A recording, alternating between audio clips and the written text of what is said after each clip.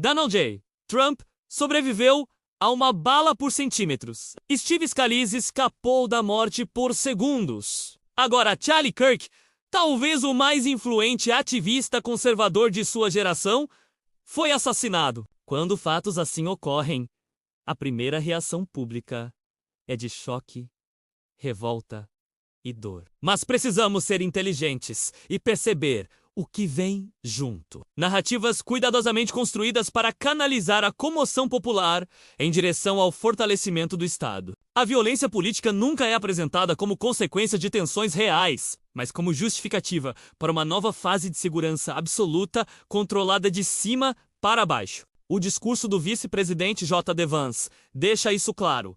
Ele denuncia a esquerda por incitar violência política, mas ao mesmo tempo promete usar todos os recursos do Departamento de Justiça e Segurança Interna para identificar, desmantelar e destruir redes de ódio. Parece um discurso de firmeza, parece proteção. Mas o subtexto é outro, cada vez que um político promete destruir redes organizadas. O que se segue é a expansão de vigilância, criminalização de opositores e erosão de liberdades civis. A violência real existe, sim. Homens armados tentaram matar líderes políticos. Agora, um ativista conservador foi assassinado.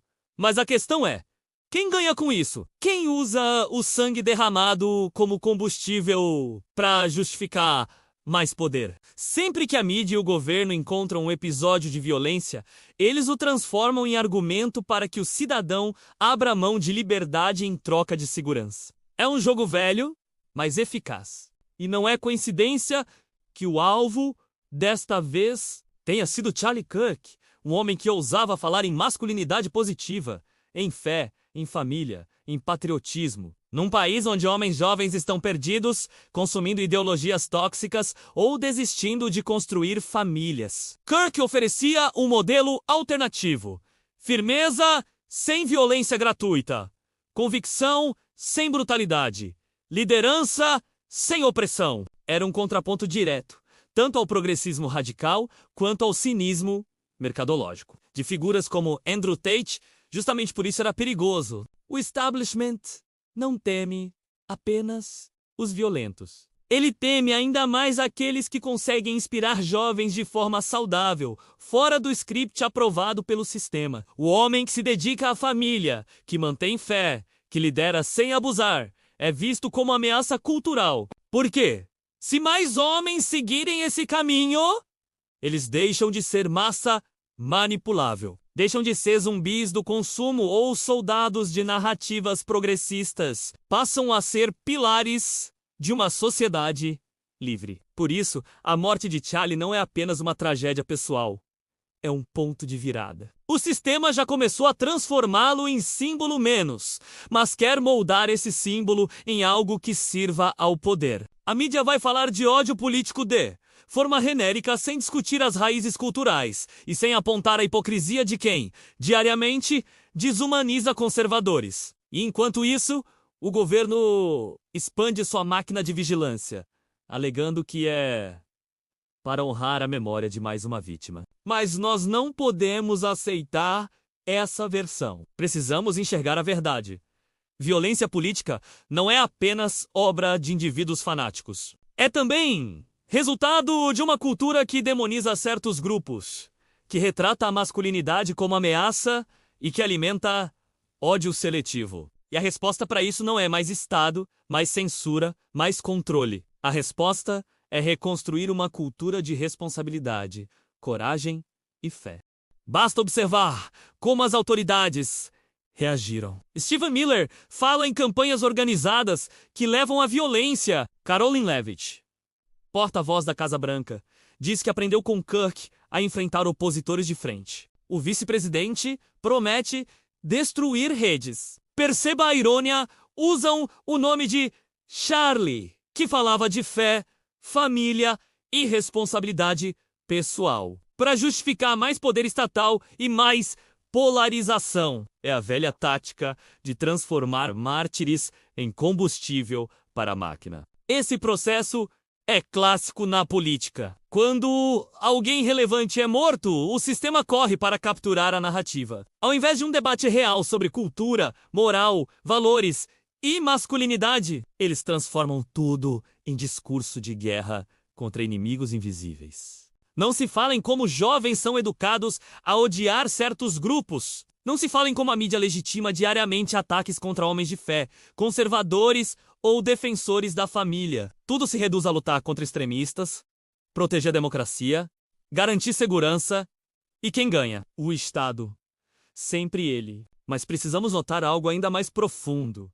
Kirk não era apenas um ativista político. Ele representava uma forma de masculinidade que está desaparecendo do espaço público. Ele era pai dedicado, marido presente, homem de convicções claras. Isso é revolucionário numa era em que homens são retratados como inúteis, opressores ou eternos adolescentes. Não é coincidência que sua viúva tenha dito: eles o mataram porque ele pregava patriotismo, fé e amor de Deus. Essa tríade é a verdadeira ameaça, porque um homem que vive por fé, família e pátria é incorruptível. O establishment não suporta isso. Ele prefere homens frágeis, confusos, dependentes de validação, porque esses podem ser manipulados. Prefere homens agressivos sem propósito, porque esses podem ser usados como espantalhos para justificar repressão. Mas um homem íntegro, que lidera pelo exemplo e inspira jovens, é o que realmente assusta. E foi isso que Charlie Kirk ofereceu.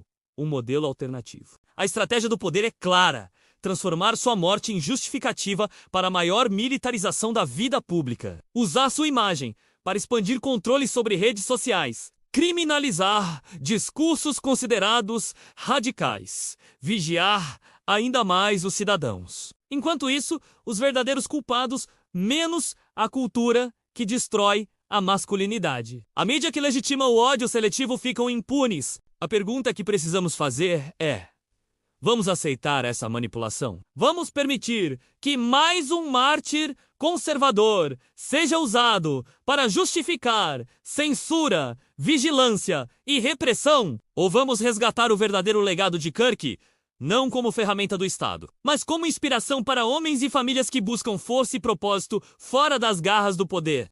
Charlie Kirk não foi perfeito, mas deixou algo que incomoda profundamente o establishment, um modelo de masculinidade positiva. Num tempo em que milhões de jovens crescem sem pais, sem referências e sem propósito, ele oferecia um caminho. Mostrava que ser homem não significa brutalidade cega, nem submissão passiva. Significa liderança baseada em convicção, respeito à família, fé inabalável e dedicação a algo maior do que si mesmo. Sua própria esposa destacou: ele nunca levantou a voz contra ela. Isso pode parecer simples, mas é revolucionário numa cultura que ou demoniza o homem como agressor, ou glamoriza figuras que pregam dominação tóxica. Charlie mostrou outra via: firmeza com respeito, autoridade com amor, masculinidade com responsabilidade. Isso sim é um modelo para jovens. E é justamente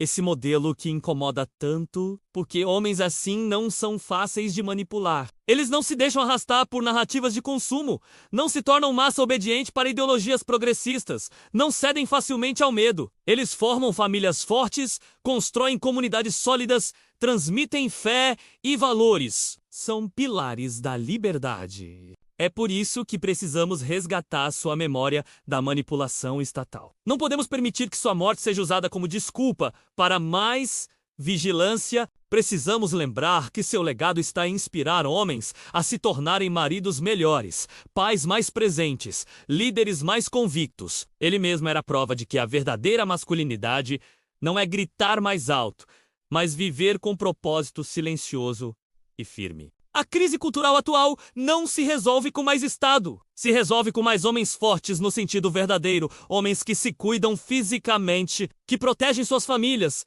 que vivem pela fé, que defendem seus valores sem pedir desculpas. Esse é o caminho que Charlie apontava. Esse é o legado que realmente precisamos honrar. Se o sistema usar sua morte para justificar mais repressão, ele terá morrido em vão. Mas se homens e mulheres decidirem resgatar o que ele representava, menos fé, família, propósito, masculinidade saudável, então sua missão continuará viva. Não nas mãos do governo, mas nos corações de todos que acreditam que liberdade e responsabilidade caminham juntas. Charlie Kirk foi mais do que um ativista político. Foi um símbolo do que significa ser homem de verdade, numa era que faz de tudo para destruir isso. E se quisermos honrar sua memória, precisamos viver essa masculinidade todos os dias, convicta, responsável, inabalável